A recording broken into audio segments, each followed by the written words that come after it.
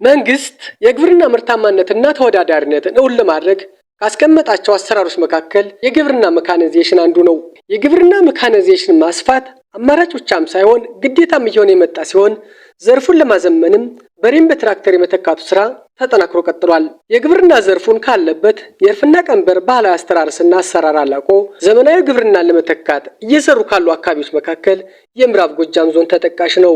የምዕራብ ጎጃም ዞን ትርፍ አምራችና ለሜካናይዜሽን ግብርና የተመቸም አካባቢ ነው። ይህንን ሰፊ የግብርና ጸጋ በአግባቡ ጥቅም ላይ ለማዋል ያመች ዘንድም የአማራ ክልል ምክትል ርዕሰ መስተዳድር ዶክተር አብዱ ሁሴን ጨምሮ ከፍተኛ የሥራ ኃላፊዎች በተገኙበት በጃቢ ጠናን ወረዳ ማንኩሳ አብዱጉማ ቀበሌ የሜካናይዜሽን እርሻ ንቅናቄና የግብርና ቴክኖሎጂ ርክክብ ስነ ስርዓት ተካሂዷል። በርክክቡ ላይ ከተገኙት ወረዳዎች መካከል የደንበጫና ቡሬ ዙሪያ ወረዳዎች ይገኙበታል። የዳሞት ዩኒየን የቦርድ ሰብሳቢ ዘሪሁን ገላው የእርሻ ትራክተሮችን ለመረከብ ከመጡት አርሶ አደሮች መካከል አንዱ ነው። አርሶ አደር አዝመራው ልመንህ ደግሞ ከወንበርማ ወረዳ ዳፌ ሻምብላ የፍረስ ስራ ማህበር የመጣው ሌላኛው ተረካቢ አርሶ አደር ነው። በተበጣጠሰ ማሳ በምናርስበት ጊዜ ብዙም ውጤታማ አልነበርንም ያሉት አርሶ አደሮቹ በዩኒየኑና በህብረት ስራ ማህበራችን አማካኝነት የሜካናይዜሽን ስራን መተግበር ከጀመርን ወዲህ ግን ውጤታማ ሆነናል ብለዋል። በኩታ ገጠም እርሻ ተደራጅተው እየተገበሩት ያለው የሜካናይዜሽን እርሻ ጊዜና ጉልበታቸውን ከመቆጠብ ባሻገር የምርትና የማሳ ብክነትን በማስቀረት ታማነታቸውን እንደጨመረላቸውም ተናግረዋል። የትራክተር ጠቀሜታና የክላስተር ጠቀሜታውን አርሶ አደሩ በተለየ ሁኔታ አሁን እየተረዳውና ከፍተኛ የሆነ ጥቅሙን በመገንዘብ ወደዛ እየገባ ነው። ግን ተደራሽነቱ አጭር ነበር።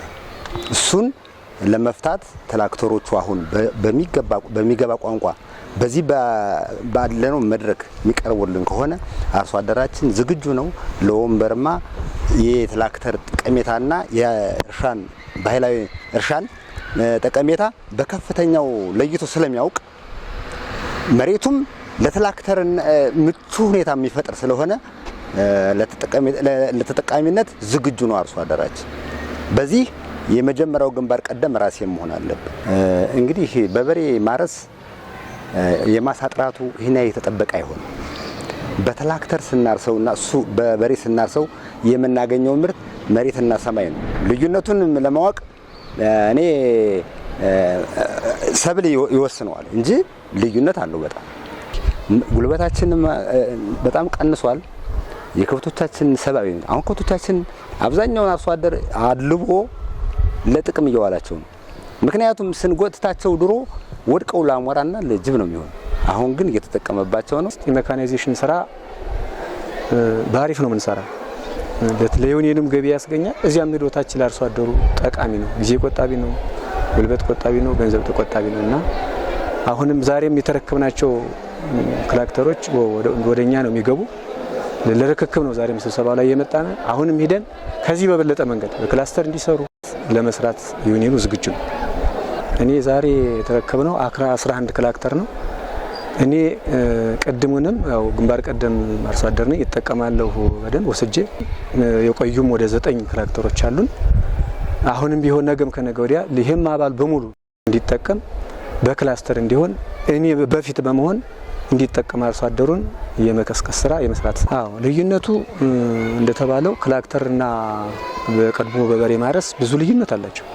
ጉልበት ይቆጥባሉ፣ ጊዜ ይቆጥባሉ። የእርሻውም በደንብ ነው የሚለይ።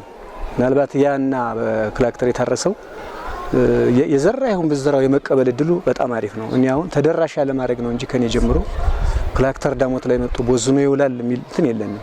ግን ተደራሽ ለማድረግ ሰውን መቀስቀስ ይጠይቃል።